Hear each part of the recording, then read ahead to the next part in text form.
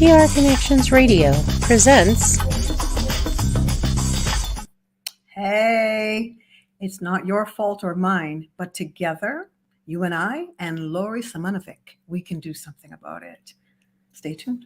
Voices of humanity, we need to hear your voices. We need to hear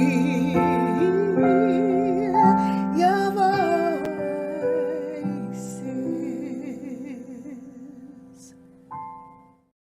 Hey, great to be here with you guys. We have a nice show for you again. I don't know how nice it'll be, but it's really going to be something that we can leave you with.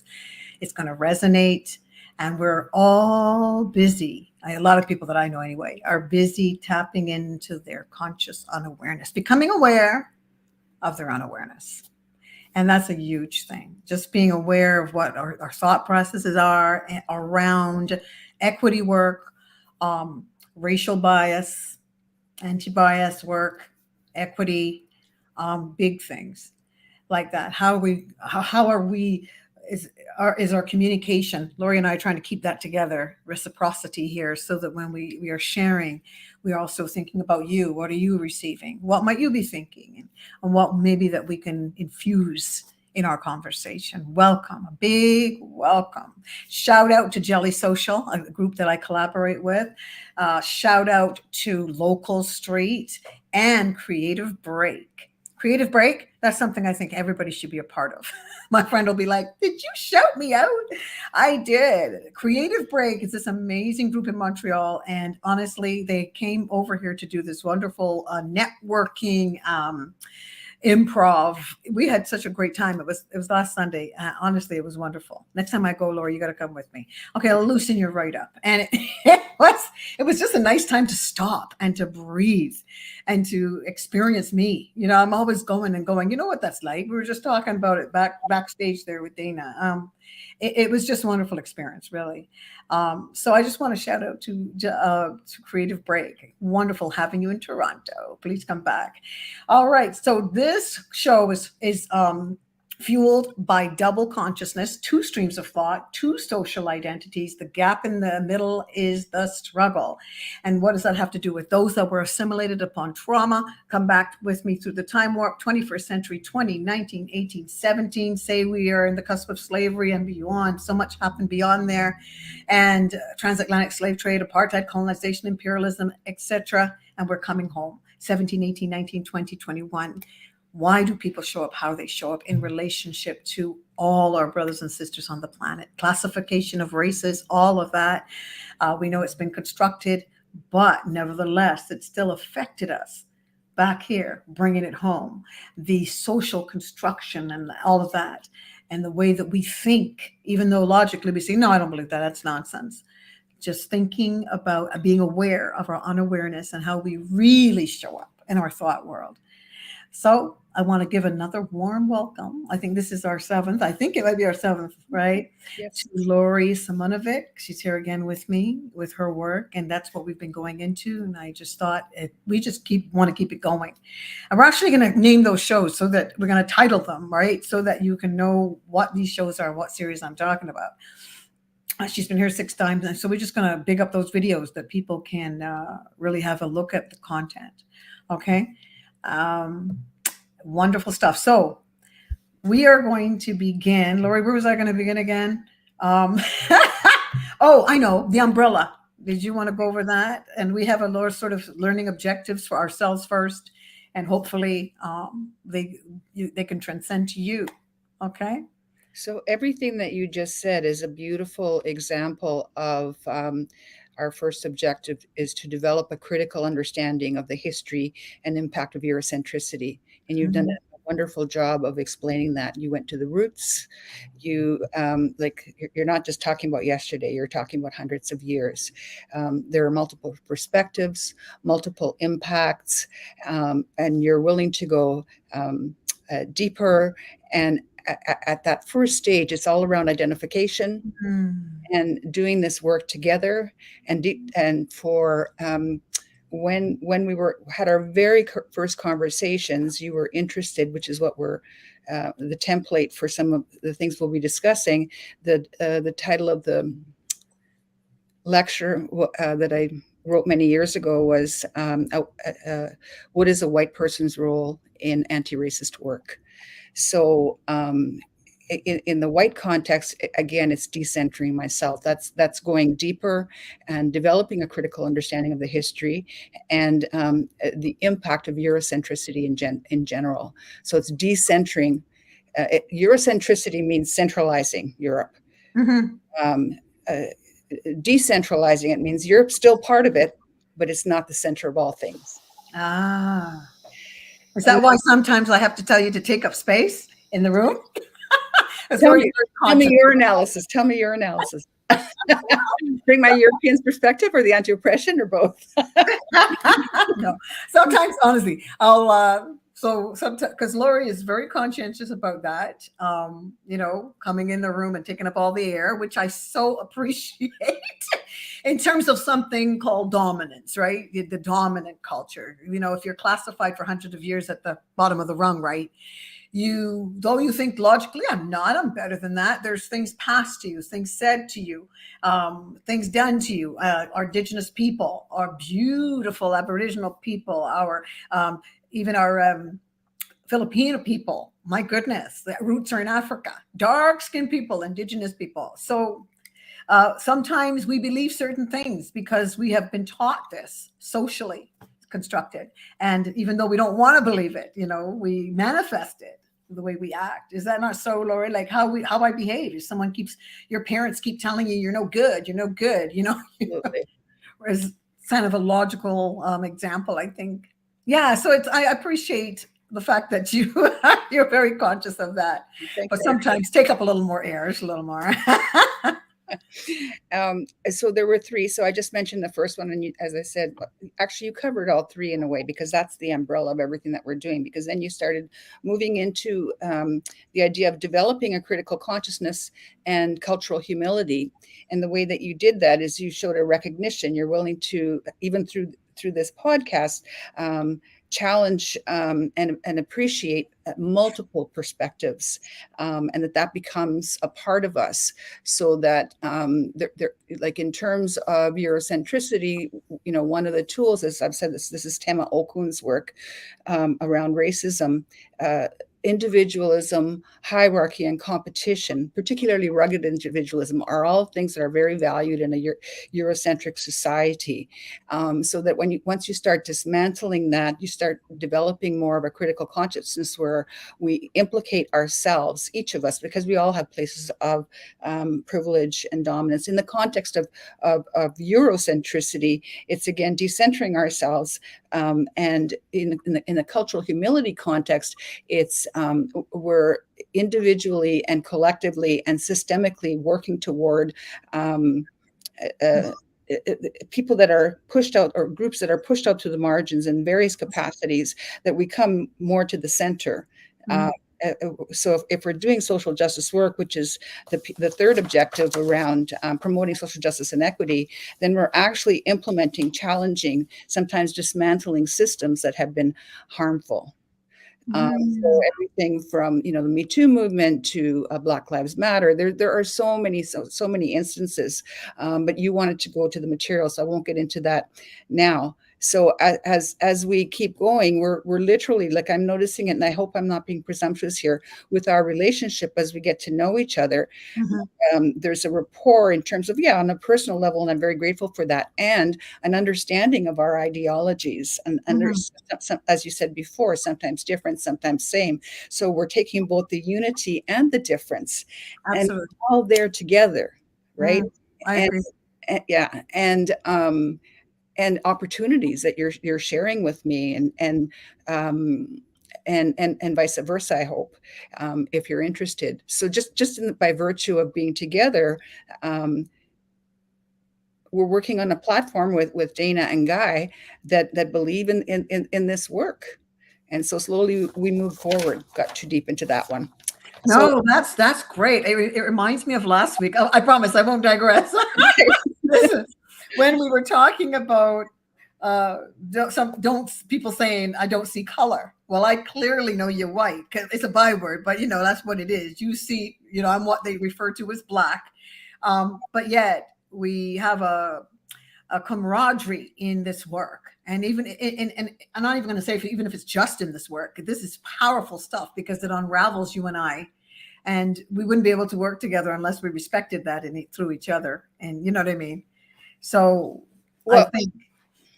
Sorry, I interrupted. No, that's good. Remember, I told you interruptions are good for the show. Okay, yeah, so I mean, that whole, we could have a whole show on that statement. I don't see color. Right? Because if that was the case with you, the question is, right? Yeah, but go ahead. Of anti-racist work, we have to see color because it has been socially constructed. Yeah. So if you and I are traveling together, the looks that we might get, or I've talked about that before, so we don't have to get into those stories, or, who gets priority, or for example, like when I've been working with say a Black woman, it's been very social locations, or Black man, and I'm in the classroom and I'm part of an institution, and there's a tendency to go to the white person as the expert. Meanwhile, the person I'm working with is much more learned than myself.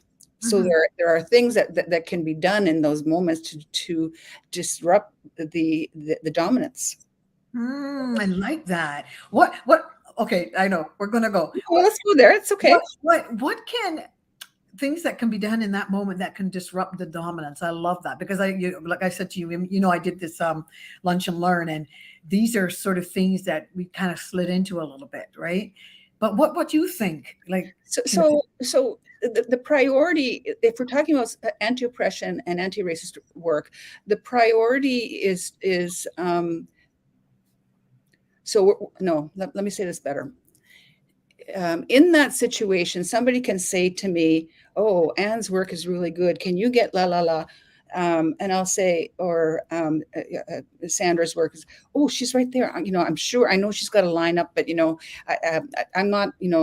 I would defer to you, right? I wouldn't speak for you. Number one." Sometimes it's conscious, sometimes it's unconscious. Sometimes there's an assumption because you work for this big organization. Meanwhile, there's an assumption, you're working for an even larger organization, right? So it's kind of in the moment, but you're really focused on the power relations. How am I not speaking for somebody else? Right?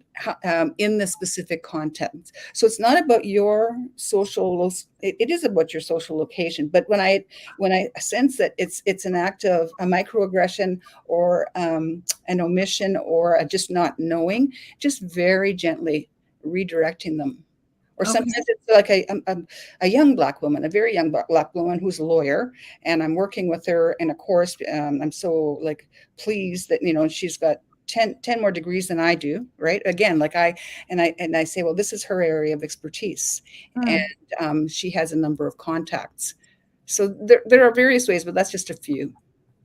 Are there any other thoughts that you have in that context? Because I would ask her beforehand, because every single course that I do, afterwards, I like to have a debrief. So those are just some of my ideas. But you might say to me, you know what, Lorrie, I don't like that. I would really rather you do this. And I would apologize immediately. And tell me how to do it different. Well, it's going to come from a different place for me, right? In a little bit. Because I think that totally disrupting dominance is huge.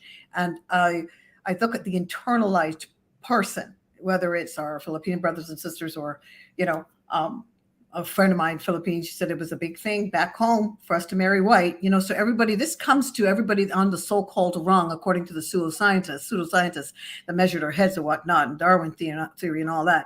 It comes in a different spot for all of these individuals, Asians, etc., right? Or Native Americans or indigenous people, so Blacks, etc.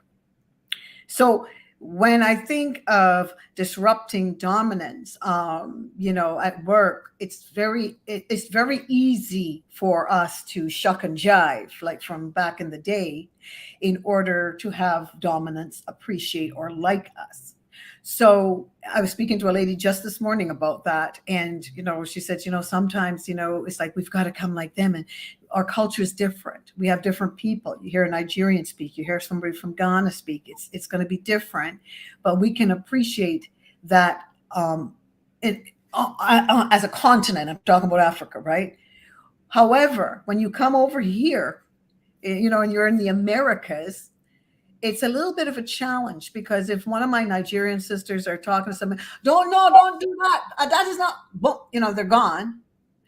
That can be perceived as something that's, well, that's beyond dominance. That's just that's not culture at all. They're not cultured. And clearly there's a part of that sounds like you're saying, they're not assimilated enough for you, right? So there's a difference, right, between, you've got somebody here, an Indigenous person, you've got a lot of people that are here that, and when I think of disrupting dominance, I think of how much am I having to shift and code switch or have double consciousness on an everyday basis, so that people don't feel like I'm intruding. I'm sort of a cultural intrusion. That's you know what I mean? Right. I love how you've kind of moved that in a different direction. So then I started writing some keywords as you were speaking, like everything's context, right? So that's a specific context, right? Sharing power. Even if that woman was, because it's a Eurocentric person, not just because they're white, but a person who's in Eurocentric thinking, right, might think, oh, like that's aggression. Maybe it's passion. And often Black women and men are forced to modulate. I'm not saying all Black women are passionate, but when they are, yeah, they're and you correct me if I'm wrong on this, forced to modulate that passion. Actually, I happen to be white, but that's been one of my issues. It gets read, because I do social justice work, it gets read as anger. Right? Yes, definitely. So definitely. When we're doing the work, it's not just a work of the mind, which is very Eurocentric and intellect. It's also a work of the heart. So that woman, if she's saying something, and I'm recognizing that passion in that moment, and somebody just shuts her down, right? And it's clearly like some form of dominance. It might be patriarchy, it might be racism, I don't know, it might be misogynoir, it might be both, right? Rather than identifying what that is, I would give her more space, and I'd say, "Can you just tell me exactly what you mean?" And I would speak up in that moment. To me, that's disrupting the dominance of shutting her down. But before you get there, sorry, not and before you get there, the group has hopefully created some welcoming guidelines depending on the work. So there's a forming, norming, storming. Like, so in the forming and norming stage, it can be very messy. It doesn't matter what group it is. So in community development work, for example, it's very easy to just sit with your friends because it's hard work and it's polarizing work. So one of the things I learned from an organizer is every single meeting, sit beside somebody different. Even that positioning makes a difference. Definitely. I think so. I think there's all these little ways that people can disrupt dominance. Like you, absolutely. I was giving you the story. I was over at a restaurant here. I gave it yesterday, I think, when I was talking, but I was over at a restaurant, and a young woman, she's taking a course, she's going to go as high as she can in terms of the educational sector. So she's talking to me and saying, something bothered her. We established a relationship as she's, she's doing her, one of the ombudsmen over there, and she's doing her thing. So here we are. And she comes to the table and she's offering me things and so on. We started getting into a great conversation about teachers. And she said to me, I was with a group of teachers, and they started to call out all of these Black boys in their class. This one's going to get shot. This one's going to be arrested for drugs.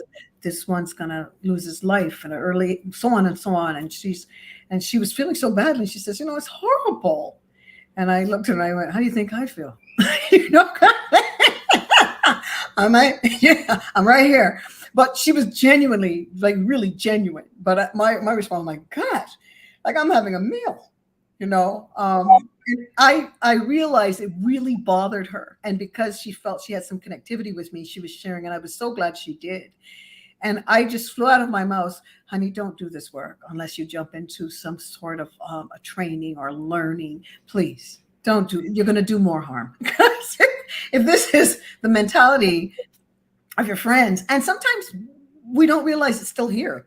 right? We don't realize it's still here. It's available. It's at any moment something could pop out of someone, And And that one really, I mean, it she was happens. being very genuine, but it bothered her. It's so much, and she had to It share. bothers me hearing it. So, I Ah, mean, if yeah. I was one of those educators, I'm not saying I have the answer and I'd have to really figure out what my place is in the group and so on. But I think that I would be brave in that. Hopefully, I would be brave in that moment, and I would say, "Ouch," and I would hold the two realities. While it's true that there is racism and racial profiling, put it on the whiteness. Right. And then, for example, and then I would say, let's not vision that for our boys or for our men. Yeah, that's Please. something she could go back to and speak to. Or, Because and it's hard to say that in the moment, because when we seize like that, right? It for me, it took years of work to be able to speak up to those pieces, because it's uncomfortable work. Definitely. And, I and mean, for her to speak up to that, she doesn't have what she needs to speak to it. But I could certainly share that with her, because it's riveting. Even a friend of mine, I shared this story before, where she went, I think I told you this, to buy a house in the late 20th century, and she could hear the real estate agent saying to the other person, to the man that owned the home, "I don't sell to niggers." So honestly, that is it. Even though it's out here, when you hear it, when it just comes and intrudes on your person, yes, it is an incredible experience. So when we know family members that don't mean any harm, but they say things at parties and events, and we just let it slide, I excuse that, because I think to myself, okay, obviously you're not aware of your unawareness. A lot of people aren't. If not, you would not permit that to continue. If that person's coming as a family member for years, and nobody's sort of interrupted that, but maybe, they have a little laugh, or they just roll their eyes, but there's a place that we can, every day, we can disrupt dominance. right. Because I mean, sometimes you need to give one might need to give room for other people to stand up, right? Having said that, sometimes silence implies that you agree. That's true too. Yeah. Right. And I'm not saying you have to speak up every single time, or I think it's complicated work, because then it could easily me as a white person thinking I know it all because I've read a few books, right? It's a constant growing, daily, lifelong learning process. It is. Even what I'm saying on this podcast, there's nothing perfect, right? Yes. There's ways, and better ideas, and we just keep learning together. I love it. I'm gonna really not do what I said. Just the direction. We stay one place, and there's so much. We could go on forever with this show. 2 years worth.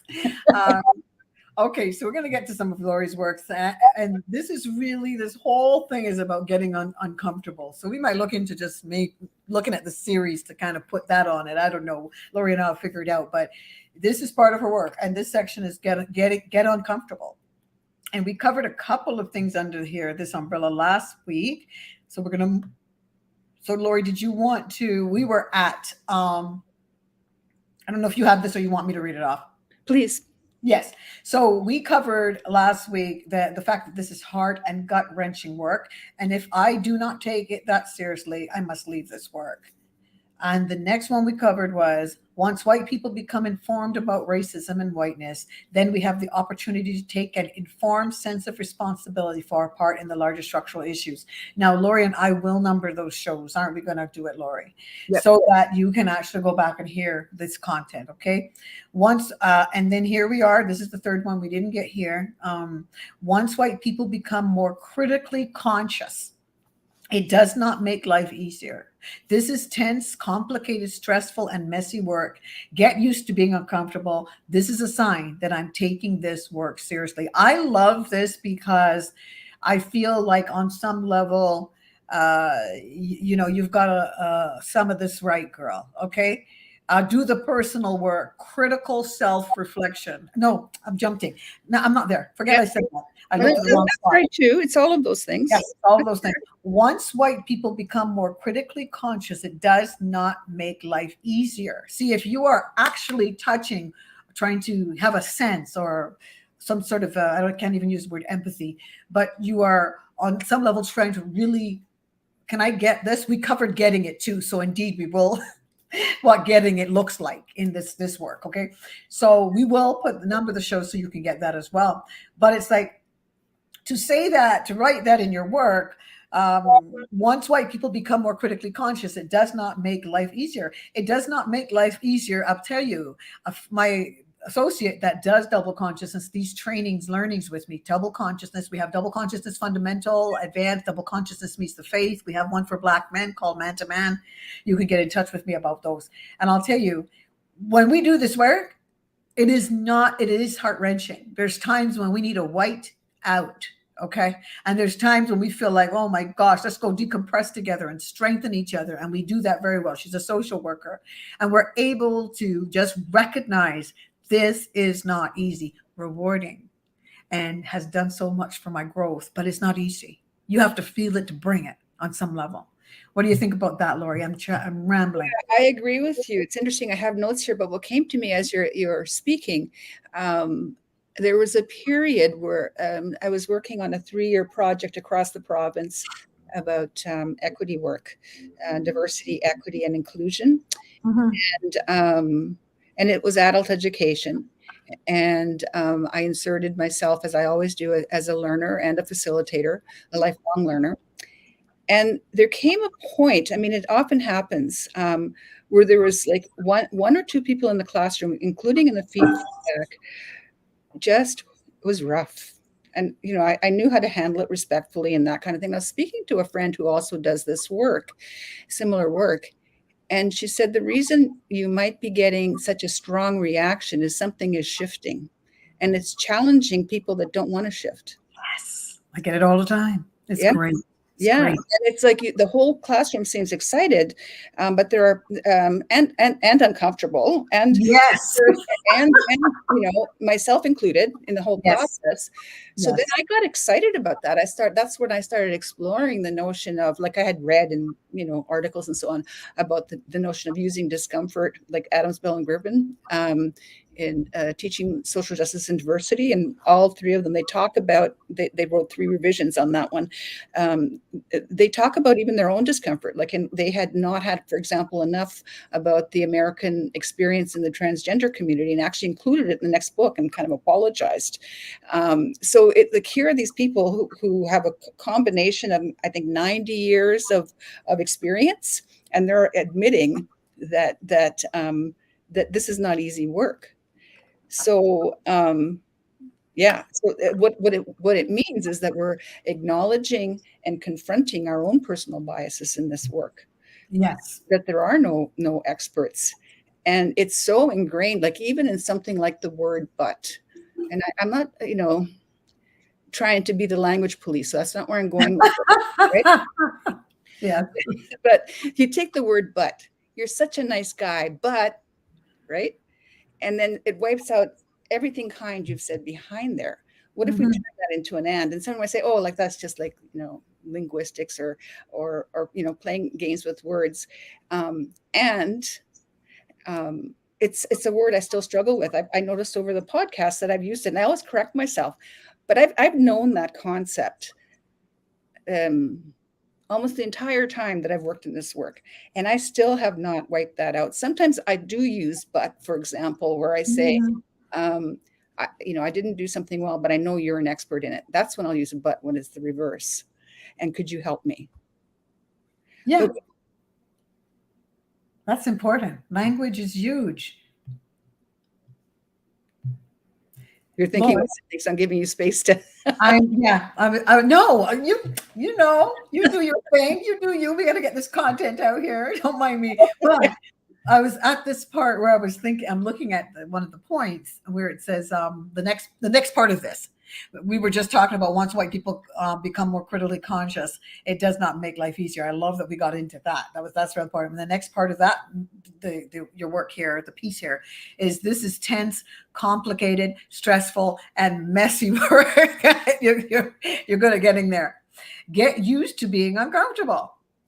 Right? Tap into your the discomfort. Lean in to the discomfort. This is a sign that I'm taking this work seriously. And for real. You can't be so easily offended, which sometimes, yeah, I have my moments where it's like, I'm offended right up in here. I'm offended.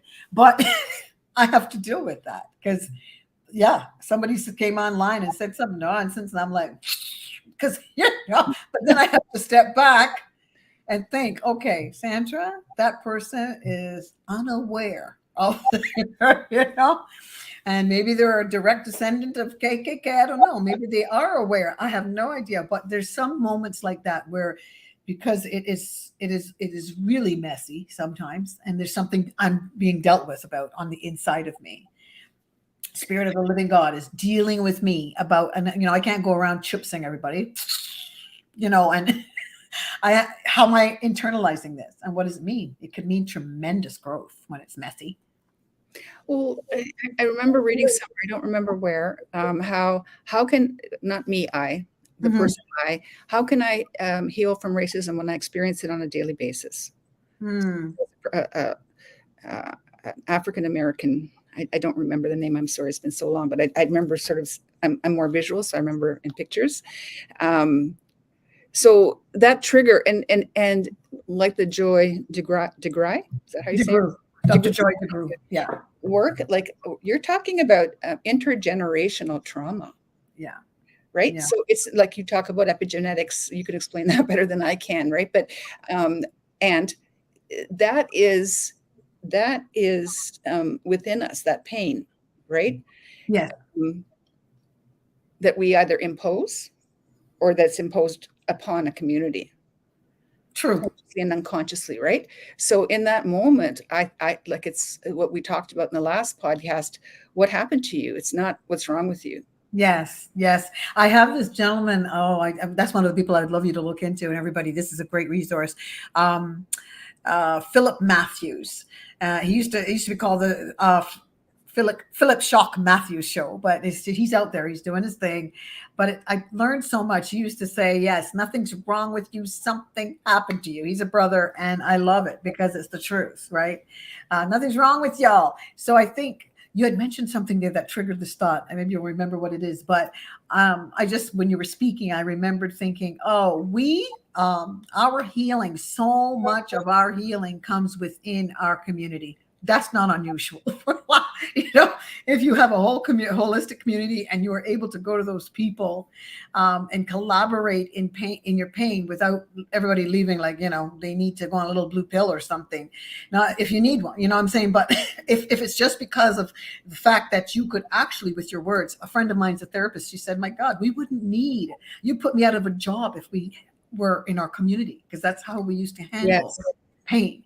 So it was, you put a lot of these people out of a job in terms of our clinicians, if we were to get back in our communities and really talk honestly, constructively, and deal with some of these things. I don't mind hearing that someone has said to me in a group, because what are these groups called online? They used to have them more, a group where, say, a group of white people get together and they want to talk about, what do we call Black people now? That's cool. That's good. I call some, and I feel sometimes I'm thinking they're honkies, which to me is so light compared to Negro. But anyway, but getting together in these affinity groups, right? You have this together, an affinity together as a people or a group. You get together, you talk about this stuff. I think that's great if people could do that. That's what we used to do in our community, to talk about what it looks like and maybe bring in an expert when you need to, But anyway, the other part of that piece was this. This is tense, complicated, stressful, and messy work. Get used to being uncomfortable. This is a sign that I'm taking this work seriously. How does that fuse with you when you think, oh my gosh? Because at the time you don't really think, because you're in pain a little bit, the discomfort is like ouchy.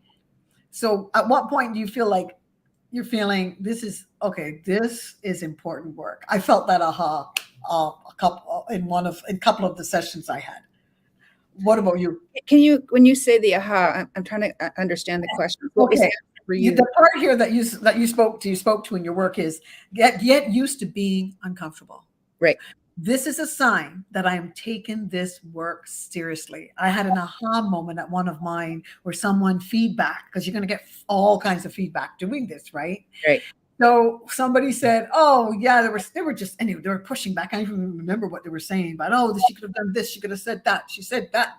And then we had a panel of people, and people were jumping on board, going, "How could they say that? She did nothing of the kind." And I loved it because the person wasn't there. It was just a feedback that we got because we love to send out. We want the feedback from people, and we got all these amazing, and I love those. But it's wonderful. I had to learn this, like you had just said. When someone pushes back hard and says, "No, she shouldn't have said that. She said that white people shouldn't marry black people. She said that," and someone jumped.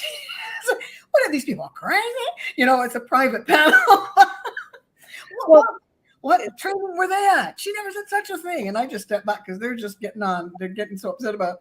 But I realized sometimes, even as you say that are beautifully said, and you quote somebody, because I give the quotes, you give them the resource, it still comes back at you. It doesn't matter. Depends on where people are and where it lands, So I find that part of it very, very interesting. So I was asking you, that was my aha moment in that panel, where people were truly, because we had a beautiful panel that just wanted this work and we're so desperate for it to come into this organization. So the feedback was amazing. And then what we got from people, of course, that weren't in the panel, just people that attended, was fantastic. But there are a few comments that really triggered the panel. And I thought it was a wonderful aha moment for me after the offense, after feeling, I never said that, or when you're so careful.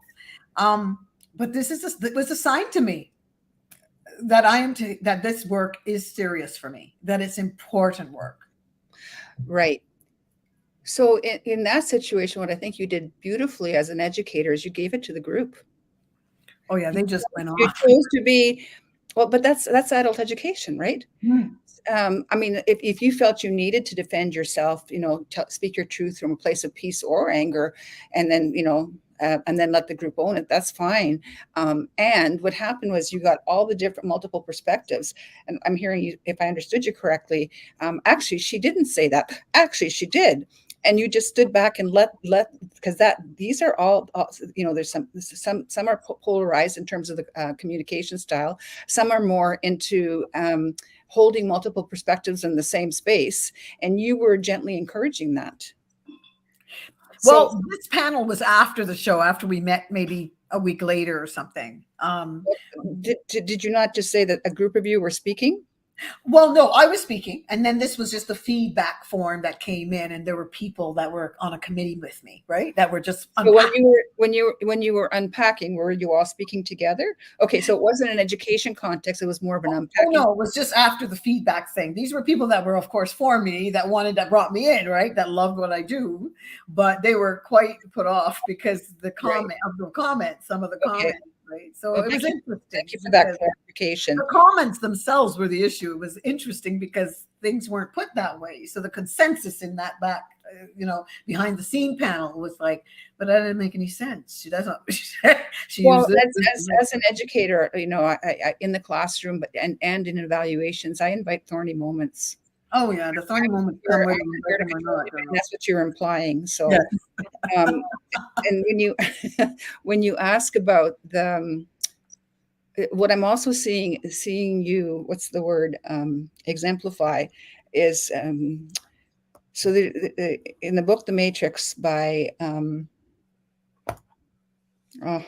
know you hate that. Is that his name? It's like right over there. Greg.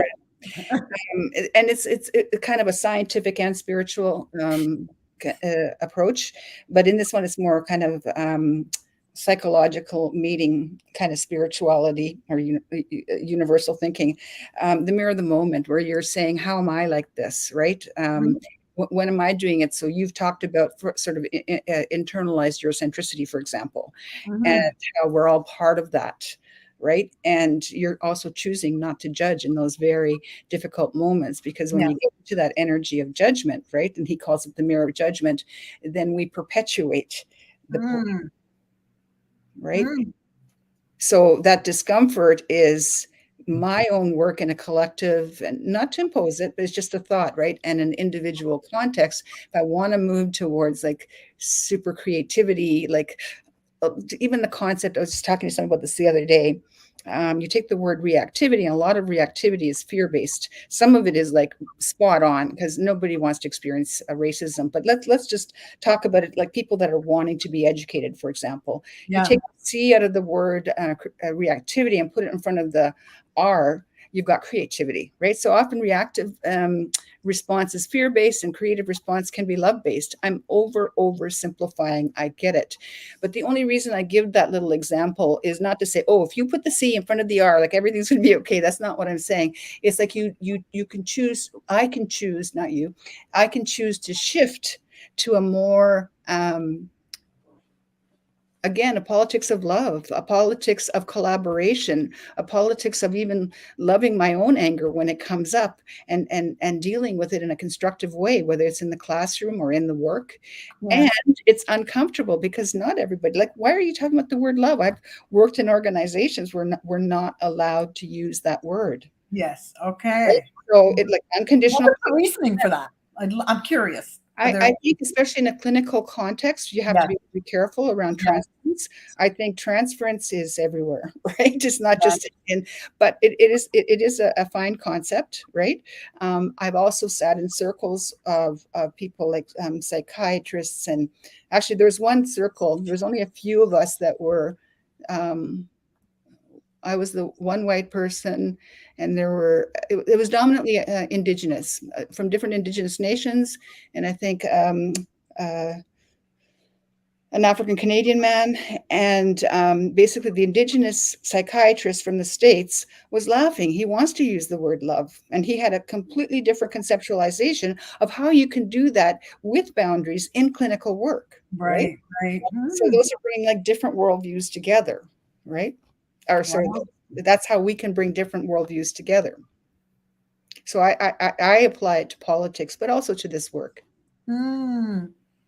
And if you're talking about specifically counseling, again, Right. a way that's or coaching that's appropriate Hmm. as defined by the people together. We consistently define it together.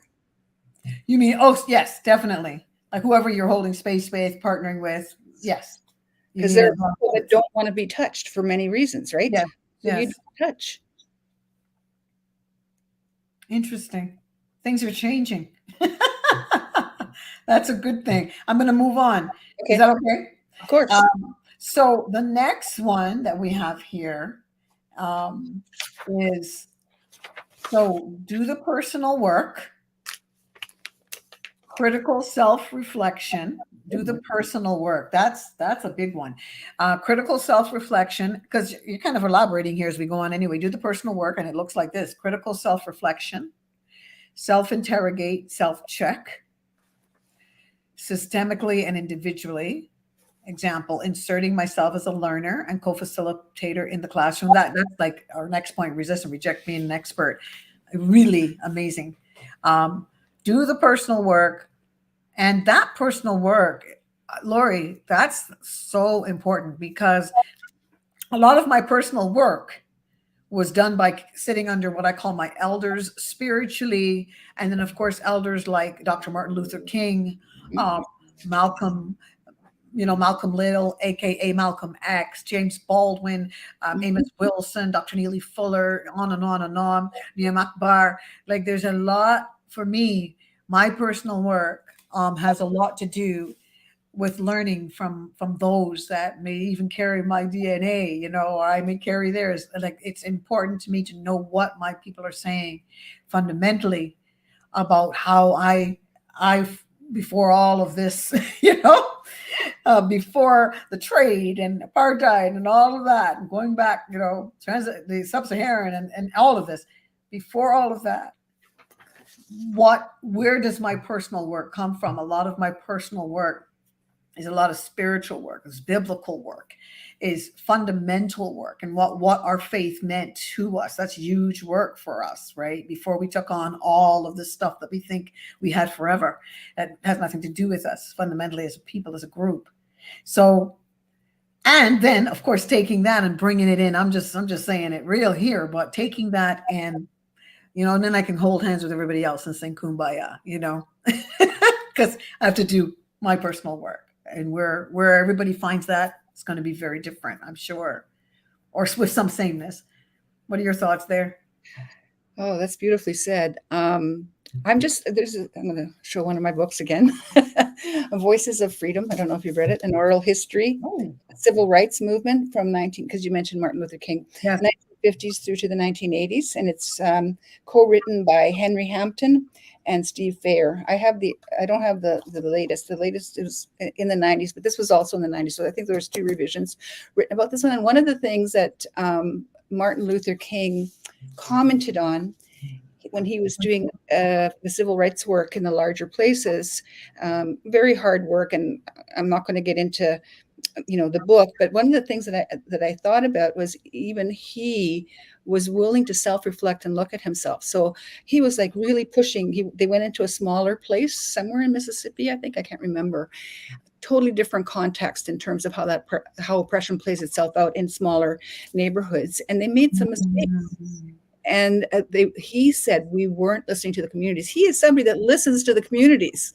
I mean, listen, right? And he said, but not finally enough, right? Because and the community pushed back and told him why they couldn't do X, Y, Z. So it's like every time, wherever we go, even if it's the same issue, even if it's racism, civil rights, it's different in different contexts. And we really have to know like what the situation is, what the stats are, how do we work this together, right? And in terms of if we're talking about, because you just asked me, what do I think about that? I was sort of piggybacking on what you were just saying. Barbara D'Angelo, I know it's a provocative, contentious book. It is. And people have different ideas on it. But what I like about it is it really is about challenging our white fragility, right? When I feel that I've made a mistake, I want to just beat myself up. I want to, like, my go-to is run away. I'm not saying I do, I stay, right? There's no such thing as perfection, because this is beyond, like, oppression isn't perfection. It's not even close, right? I'm so glad you said that. Mm. Yeah. And so how can I if I'm implicated, and I'm complicit as a white person, not as oh, you're so bad, Lorrie, but as I'm part of this system, right? I want to if I want to stay in this work, examine my own privilege and power. And so, there's examples of, there's an example in Halifax where, and you kind of alluded to examples like this in our last podcast, where no, that one wasn't in Halifax. This one was in the States, I think. A woman was talking about her experience with police brutality. She was a Black woman, and a white person cut her off and just started talking about their pain. Mm-hmm. And it had nothing to do with Black Lives Matter. That's what they were there for. Okay. Or they'll speak for the community. There's one in Halifax where a white person just took up a lot of space. Again, these are examples around space, but there's many, many more examples around how do we share power in this context? Do mm-hmm. I belong or mm-hmm. not? And that's there's a vigilance, like we talked about. I do belong and I don't belong. I'm invited or I'm not. I know what I know what I don't know, but I don't know what I don't know. And that I don't know what I don't know, which is what you talked about earlier around the awareness piece, right? Mm-hmm. There's different ways of finding that out, even if it's journaling. Like, it's not mm-hmm. always going to be in relationship, because I don't want to put the burden on people that are unless I'm invited, that are already experiencing oppression. I have to do my own work. And like you said, there's spiritual, there's like, I chose soul work. There's therapy, there's working in groups, there's working across difference, there's making a difference, like with your feet, like supporting different causes by the community. So for example, one of the ways that white communities aren't helpful is when, say, a very well-off folks decide to put some money toward a cause that's going to benefit their cause also, and the community hasn't even been asked. Right? I was just thinking, disrupting dominance. I know I went back there for a second because we were talking about this, ways that people could even disrupt dominance. I notice, because I've got some affiliates, yes, they do this work, and that's great, and they're white. I think to myself, and I have asked, are you making room? You are speaking. Are you collaborating with someone? Yes. Are you bringing a person of color there? You've done Eurocentric research. Good for you. And but I know now I'm getting, some people think You're I'm absolutely right. where is that person, since you want to disrupt dominance, and I love that. I love your work for that, because it does really, it opens the worms. It's your work is like the opener is opening up the can of worms. And I think that is great. And it reminds me of my work, and really and truly the sameness is there. So what is it now about? Why aren't you talking about these people? Why aren't you bringing someone else to talk about the Niyam Akbars? I'm really going to Dr. Martin Luther King and what it really looked like, right? What it really looked like and what he really said. And, where's that material? He talked about capitalism and so on and so forth. Oh, there was so much more than just, it's symbolic. He's a symbolic Black man that's so wonderful. You hear from Dr. Martin Luther King, this symbolic achievement.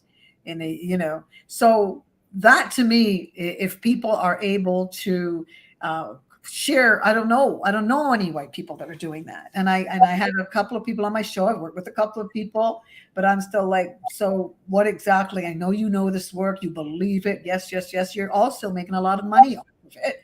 And where are you bringing in? Where's the collaboration that my people can actually speak to the truth that they know so well?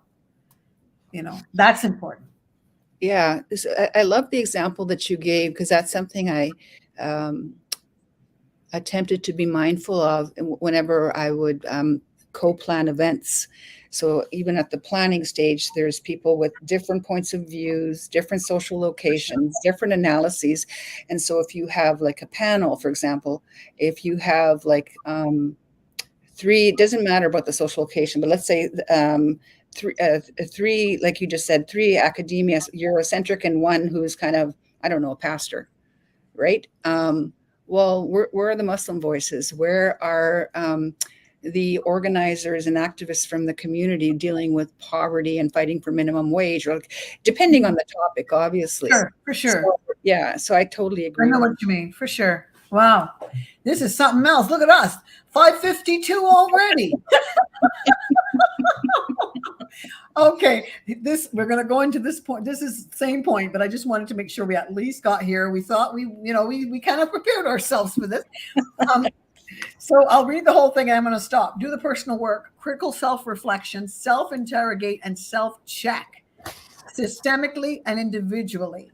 So self-interrogate and self-check systemically and individually. What does that kind of look like? So whether I was involved in, because I have some training in instructional design, whether it's the instructional design, so there's a couple of books by Dr. Jasmine Zine, Sonia James Wilson, Dr. George Day, where they talk about removing the margins. They actually have a framework. So when we were, whether it was, hiring somebody, I actually created, while I was still working at CAMH, a framework of what questions to ask a facilitator. So that included everything, like difficult moments in the classroom. It included, and then we would ask questions. And there was, I think, about 80 points that you could get. And we wanted somebody who had an anti-oppression perspective and was willing to work within a almost Eurocentric structure. It was starting to shift. So in terms of in my experience in the context of education or coaching, it's really on every level, being as inclusive as possible. So what are the key domains? Like, what are the key? I'm going to put up something on LinkedIn. I've got 5 key leadership skills that are important in this specific context. For example, cultural humility, empathy, active listening. Like this is just on an individual level, but then you go to a larger level, and it's uncomfortable work because so for example, if you're in high school and you want to create curriculum with teenage students, the system will challenge you on that, right? Mm-hmm. And it's a way to do things.